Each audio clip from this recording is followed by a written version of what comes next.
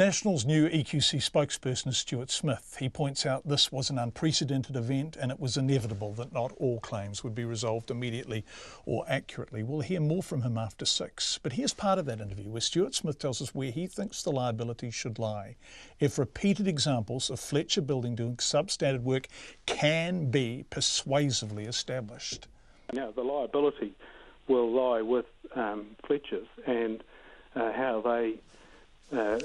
they recover that from their contractors. If they do, that will be over to them.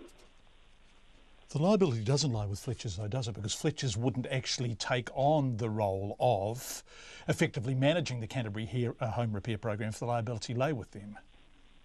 Well, I believe it does. That's my understanding. So EQC had an arrangement with for the managed repairs through Fletcher's, and so they hired them to do work. If it's not up to standard and didn't meet what was paid for, then there's recourse through the courts for that. I'm looking at the Auditor General's report that says none of the bidders for the project management services were willing to accept liability for substandard repair work. In other words, actually, ultimately, the buck stops with EQC in contractual terms.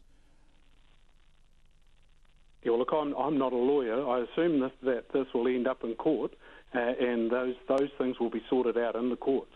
But if you contract anyone to do something and they don't meet their contractual obligation, then whether they've accepted liability or not, the courts will assign liability and recover the costs.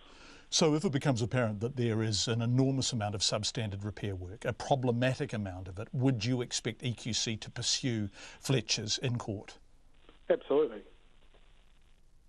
That's Stuart Smith, National's new EQC spokesperson. That seems to be a radical departure from National's position while they were in government. We'll explore that more. We'll have more from Stuart Smith on the big picture too after 6. Fletcher's have yet to respond today to requests for an interview, but last week referred us to EQC. EQC CEO Sid Miller has agreed to be interviewed on Checkpoint on Thursday night.